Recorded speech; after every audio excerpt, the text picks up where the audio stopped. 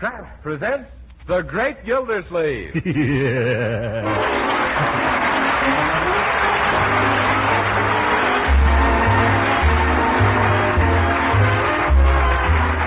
Kraft Cheese Company, who also bring you Bing Crosby every Thursday night, present each week at this time Harold Peary as The Great Gildersleeve, written by Leonard L. Levinson.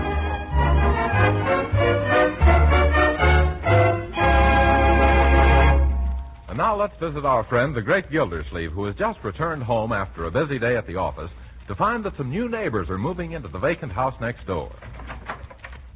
Good afternoon, Marjorie. Hello, Bertie. Hello, Miss Gildersleeve. Well, I see the house next door has been rented at last. Have you any idea who the people are, my dear? No, Uncle Mort, but if that ghastly furniture is any indication, their name is Frankenstein. Oh, Marjorie, you mustn't judge the people by that purple horsehair sofa or the brass bed or that stuffed moose head. He has an awful mean look in his eye, that moose has. I've forgotten it from our new neighbor. There's a family resemblance there, all right. Oh, Marjorie, I'm sure they're nice people. You wait and see.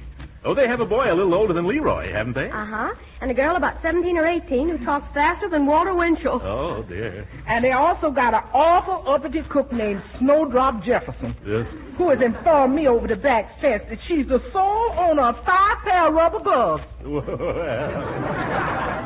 Well, Bertie, you'll have to cultivate her acquaintance. I'll cultivate her with a hoe if she keeps snooting me.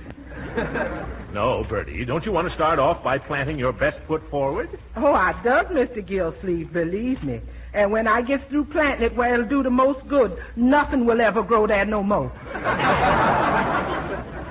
Now, Bertie, I won't have you starting a feud with the neighbors. A good neighbor is just like a cousin on the police force. They both come in handy in a pinch. Oh, look. Huh? They've been unpacking their boxes outside, and all the paper and trash is blowing over onto our lawn. Oh, so what, my dear? They're all finished and the movers are leaving. They'll probably come over and clean it up. And suppose they don't. You know, Uncle Mort, there are times when you surprise me. Oh, live and let live, my dear. That's my motto. In all years I've lived in Wistful Vista, I always got along well with my neighbors. Oh! What's the matter? Those movers. They backed into our driveway to turn around. So what? They've crushed my Azalea canadensis, and now they're backing into my Ligistrum ibata. Oh, there goes my Asculus mastrostrosia. Arculus Mastro, what's it? For heaven's sake, what's that? It's horse chestnuts. Help me get the window up. I'll tell those people. Too late, Uncle. They're driving away. Well, it's lucky for them. Oh, look, that heavy truck has broken the concrete in our driveway. Of all the people... Here comes the girl from next door. Oh, probably coming over to apologize for the mess they made. Well, that's different. It's a mighty good thing, too. I'll take care of this myself, my dear. How do you do, young lady? Oh, hello. I'm the girl who just moved in next door, and my name is Dorothea Dobson. Only nobody ever calls me Dorothy, and that sounds so corny, and everybody calls me Dottie, so I hope Yes, I can see why. So you're Dottie, are you? Oh, no, I'm not Dottie. I'm Dottie. Though Mama sometimes says she fails to see the difference, and we're such an uproar that we can't find a thing, so would you please let us have a can of tuna fish and some sliced pineapple and 2 cups of sugar? Wouldn't you like a couple of inner tubes, too?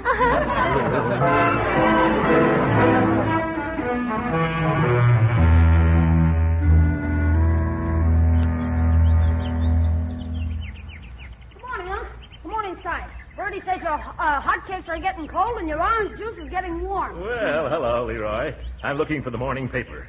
All over the world, hundreds of reporters risk their lives to get the news, and thousands of workers stay up all night long to print it.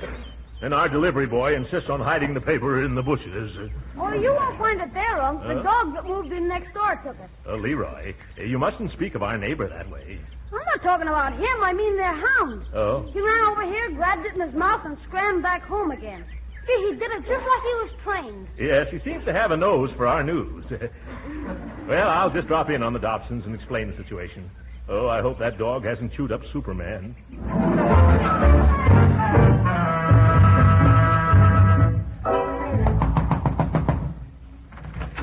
Oh, hello. You're the man from next door, aren't you? Of course you are. I recognize you right off, and you know why? Why? Because you look just like you did yesterday. The same suit, the same shirt, and the same tie. Isn't it awful monotonous? I'd just die if I had to wear the same dress every day, wouldn't you? Yes. I mean, I don't wear dresses. I dropped over to tell you that your dog is taking the morning paper. Oh, how silly, taking the morning paper indeed. Why, even if he could read, he couldn't afford it. Miss Dobson, please, let me finish. He's taking the morning paper off our lawn. It's our paper. Oh, so that's it, and Daddy thought it was a free sample. Oh, Sophie! You calling me? Oh, who's the blister, sister? Go in the dining room. Go in the dining room and tell Daddy that paper belongs to the man next door, and he's here and he wants it back, so bring it right out, and if there's any egg on it, be sure and wipe it off. Okay, but I ain't seen it yet. Why do you have to come around now? Well, Tuppy will be right back, mister. Oh, incidentally, what do you think of the big news in the paper this morning? Isn't it thrilling, or haven't you read it yet? Oh, of course you haven't. Well, you certainly have a surprise in store, because you know what happened? Oh, excuse me. I didn't know you were going to stop. You didn't put your hand out.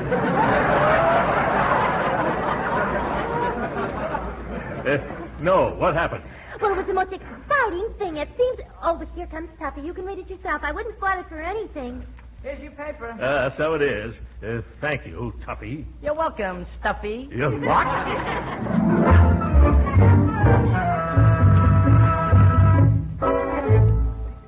All right, Bertie. Wheel in the breakfast.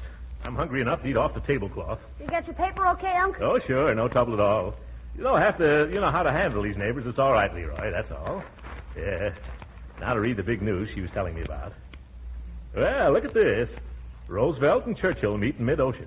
What, again? Marjorie, Bertie, come here and listen to this. Washington, D.C., August the 4th. August. Never mind, go back. It's all a mistake. What is it, Uncle Mort? What happened? That kid next door slipped me a 7-month-old paper.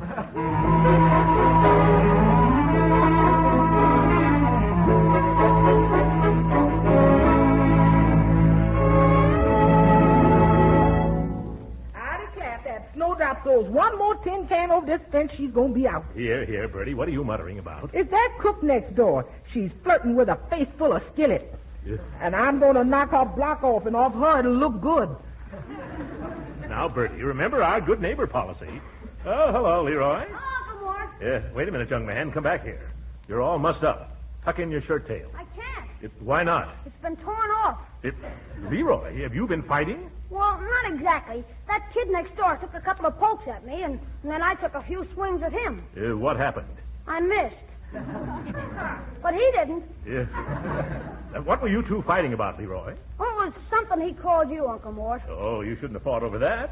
I haven't the faintest concern what that twerp says about me. What did he say? He said you were a big, fat, stuffed shirt. Oh, he did he? And what did you say? I said you didn't have to stuff your shirt. Well, I still don't think that's enough reason to start fighting, Leroy. Oh, I forgot to tell you. He was trying to rub my nose in the dirt at the same time. Oh. And look at how you skinned your knuckles. I'm going to get the iodine. Oh, no, I'll be all right. Leroy, you failed to clench your fist properly, my boy. Remind me sometime, and I'll show you the correct procedure. Gee, Unc, did you used to be a fighter? Well, not professionally.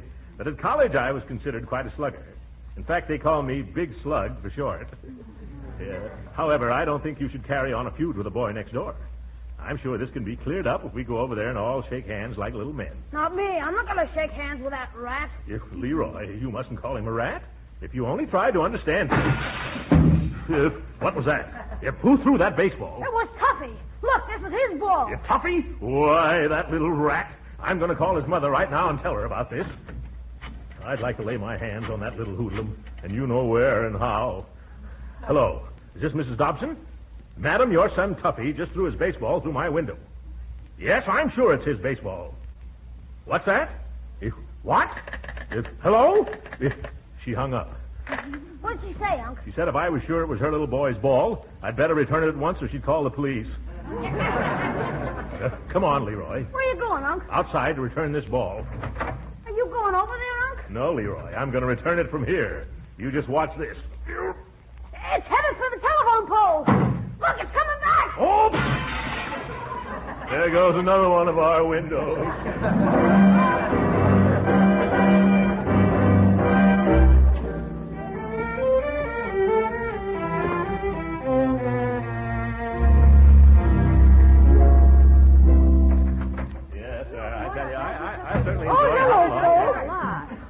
Out the man from next door was here. Mr. Dobson? What did he want? He says he wants to take you apart and see what makes you think you is as tough as you think you is. Well, I don't understand. I never said anything to him. Well, I guess I better be getting to bed. Just a second, Leroy. Now, Bertie, what's it all about? You mean you didn't challenge Mr. Dobson to a fisticuffs breaker? I've never even set eyes on the chap. Well, somebody told him something most disagreeable. It's way past my bedtime, folks. Wait a minute, Leroy. Did you say anything to anyone next door that might have started this? Oh, no. Only I told that toughie that he better not monkey with me anymore, or you'd show his father what a big slug you are. Yes. I'm not afraid of him. Why, Leroy, how can you talk that away? That Mr. Dobson's twice as big as your uncle and only half as fat. Yes, he... What? He is? Oh, Leroy, what are you doing to me? Why, that man's as tough as a 30-cent steak. Oh, he's not so tough. Leroy, you better go to bed. Let's all go to bed. Okay, good night. Oh, Uncle Mort, what are you going to do? Now, don't worry, Marjorie. I'm sure we can settle the matter peaceably. However, just to be on the safe side, tomorrow I better find some good gymnasium where I can brush up on my boxing before Brother Dobson mops up on me. Hans, be sure and let me know when you're tangled with Mr. Dobson. I wouldn't miss that for anything. Well, I would.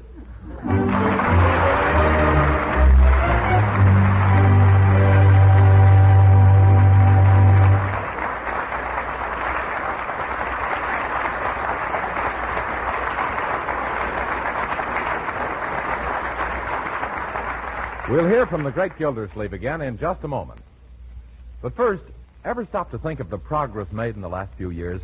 Nowadays, we have planes that fly 400 miles an hour, automobiles that are marvels of speed and comfort, radios that are static-free. Yes, and there have been plenty of improvements in food making, too. And one of the outstanding examples is parquet margarine, the delicious spread for bread made by Kraft.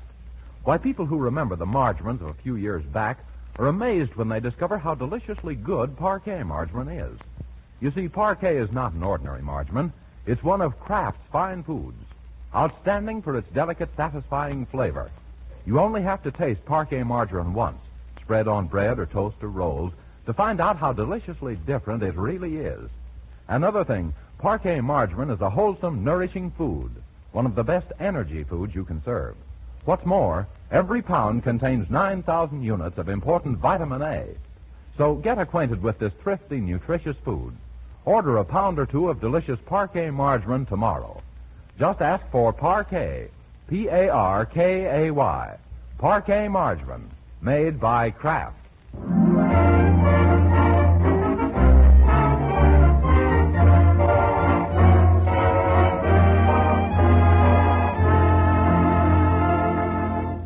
After a restless night, the Great Gildersleeve has taken his problem to Philadelphia Phil's Physical Culture Institute. We find him dressed in gym togs, ready for his first lesson from Phil himself. Well, mister, so they did find a pair of shorts big enough for you after all. Yes, these shorts are a little tight. I only got them on by a great stretch of the imagination. Okay, come over here, Mr. Just call me Throckmorton. I want to keep it a secret. Of course. If my name was Throckmorton, I'd want to keep it a secret, too. No, I want to keep my visits here a secret. I'm having a little trouble with one of my neighbors, and I may have to slap him a few times to bring him to his senses. Yeah, I know how it is. Now, what experience have you had as a fighter? Oh, very little, except what I picked up in college and at the YMCA. You look as if the only thing you picked up at them places is yourself. Yes. Exactly. That's why I came here. I need to improve my wind if I'm going to fight. Well, the best way to improve your wind is by doing a lot of running. Mister, if I could run, I wouldn't need to fight. Well, the first thing we got to do is something about that sack of potatoes you're lugging around. What sack of potatoes? Oh! You mean this one? Yeah. Well, now suppose we stop chewing the fat and start taking it off. Yeah. We'll begin with some bending exercises. Bending exercises, but aren't you going to teach me how to punch? No, we'll get to the punch after we take care of the punch. All right, now, feet together, arms overhead, and bend and touch the floor. No, Throckmorton, lower. Come on, do it again. This time I'll make it easier. Feet together. Now bend and touch your ankle. No, Throckmorton, you still haven't got the idea. I've got the idea. The only thing is I've got much equipment. Well, feet together, arms overhead. Now, bend. That's it. Way down. I'll bet you haven't seen your knees in 10 years. I get... Well, by George.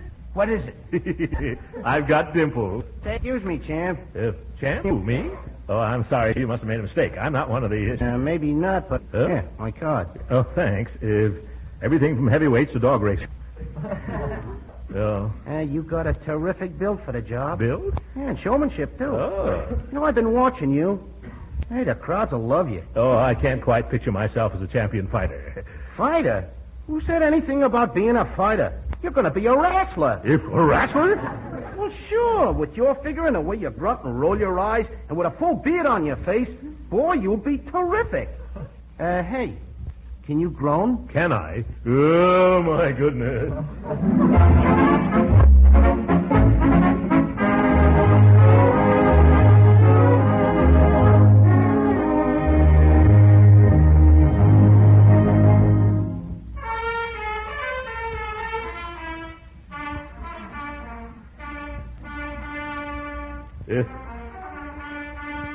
Does that toughie next door murder that march all day long, Bertie? No, so when he gets out of breath, he sits down and beats his drums for a while.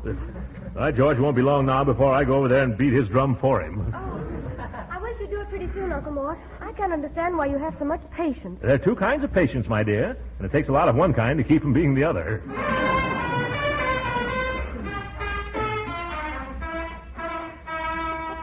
Someday he's going to hit the right note, and then they'll take that horn away from him. I don't see how his family can stand it. Yeah, they can't. They've just chased him out in the yard. Look, I wish he was my kid for an hour. A few quick tricks with my hand, and he wouldn't trumpet anymore. Oh, now he's right under our window. Yeah?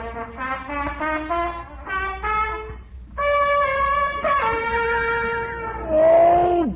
There's only one thing left for me to do, Marjorie. You remember where I put that old BB gun of Leroy's? Oh, no, Uncle Mort. You mustn't shoot him. Huh? Why, someone might be mean enough to arrest you. I hadn't thought of shooting him, Marjorie. I was going to offer the gun to him as a bribe.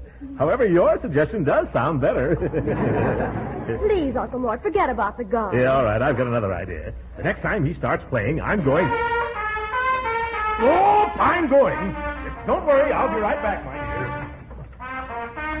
Uh-oh, your uncle, he's in an unmusical mood. Oh, I hope Uncle hasn't done anything reckless. Let's just hope he ain't done anything they can trace back to him. Uh-oh, here he comes. Oh, Bertie, I'm afraid. Why? He's got such a pleased expression on his face. Well, that's the last of that, folks. I fixed it all up. Oh, well, hi. What did you do, Uncle? Just use my brains, my dear. I gave Tuffy a $5 bill, and he promised he wouldn't play that trumpet again. Pretty smart of me, huh? Oh. What's that? Oh, my goodness, he's got a saxophone, too.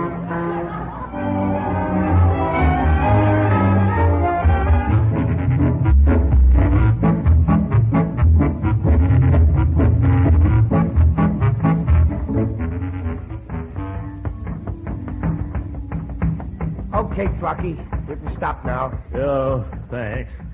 How am I doing, Phil? Well, you've become pretty good with the punching bag. Now, seeing as how this is your 10th and last lesson, I'm going to put you in the ring against a professional fighter. Oh, well, bring them on. The bigger they fall, the harder I am. Well, you know what I mean, anyway.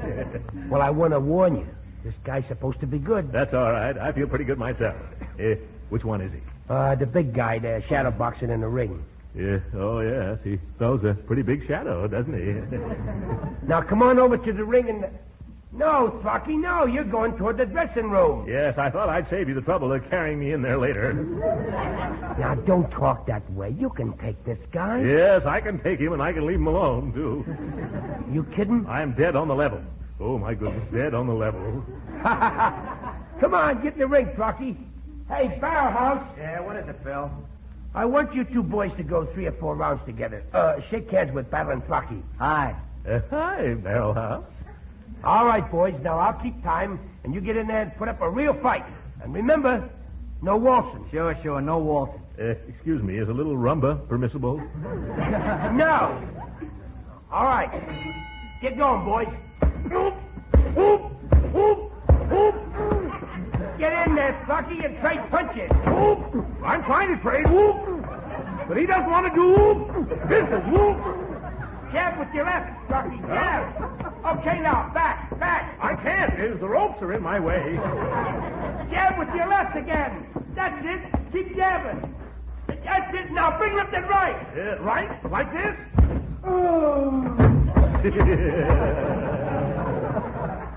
Oh, my goodness, Throcky. Huh? You shouldn't have done that. You've knocked him out. I did? Throckmorton, that ain't playing the game. Oh, poor Barrel House. Quick, get me a glass of water. Get two, I'm thirsty. Take it easy, Barrel House. I'll help you into the dressing room. I'll take care of him. Huh? You get your shower. And you can consider this knockout your diploma in pugilism. Oh. Oh, you certainly did well in your graduation exercises. Thank you, Professor. I'll get going now.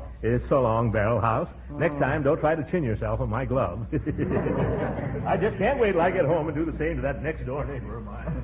Oh. How you feeling, Barrel House? Oh, terrible. I'm in awful pain. That big walrus stepped all over my tenderest corn. Honest, Phil, it was all I could do to restrain myself from hitting him.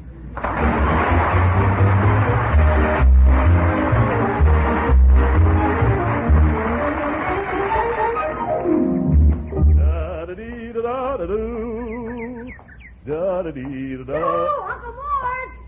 Say, you know that toughie Dobson next door? Do I know that brat? Well, he kept picking on me today, till finally I just got good mad, so I hauled off and I let him have it. Well, good for you. Yeah, I fought him clear from the corner into his backyard and up on the screen porch.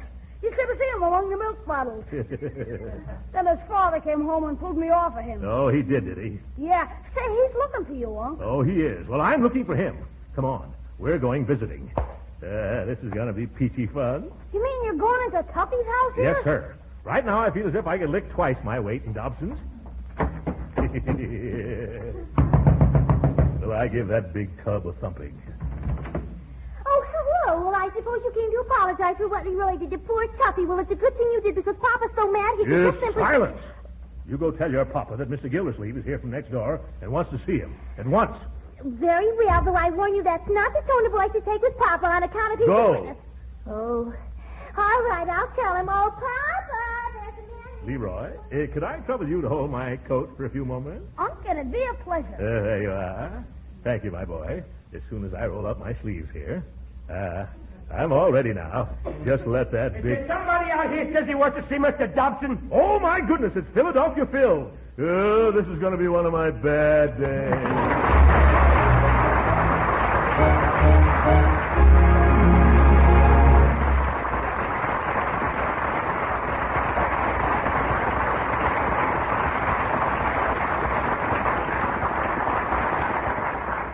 The Great Gildersleeve will be with us again in a few minutes. Meantime, I've noticed that some women have a knack for being resourceful. They're always first with new recipes, always turning up clever ways to economize and please their families, too.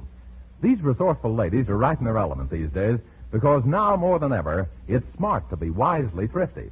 And here's a discovery a lot of them are making, that parquet margarine is a wholesome spread for bread that tastes mighty good, yet costs very little. Yes, they found that serving parquet margarine makes a hit with the family because it's so downright delicious spread on bread or toast or rolls. They found that parquet margarine is a real flavor shortening for baking, that it adds delicate extra flavor to pan-fried foods. Yes, parquet margarine is one spread for bread that's so thrifty you can use all you want in cooking, too. Now, using parquet margarine is a wise economy because it's such a nutritious, wholesome food. Parquet helps provide pep and energy because it's one of the best energy foods you can serve. And it's a reliable year-round food source of important vitamin A. So why not buy a pound or two of delicious parquet margarine tomorrow? Remember, it's Parquet, P-A-R-K-A-Y, Parquet margarine, made by Kraft.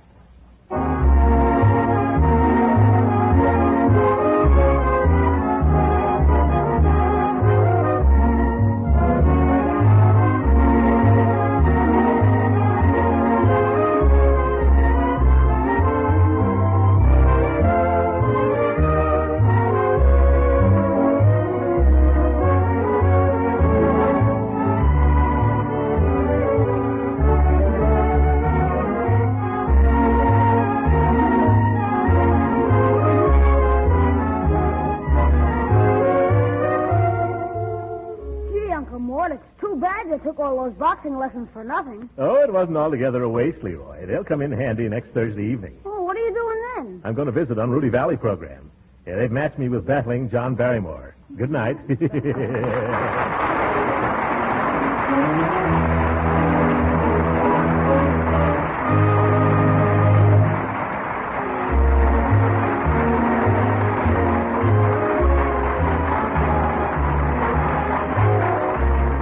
Original music heard on this program was composed and conducted by William Randolph. This is Jim Bannon speaking for the Kraft Cheese Company and inviting you to be with us again next week at the same time for the further adventures of the Great Gildersleeve. This program has come to you from Hollywood. This is the National Broadcasting Company.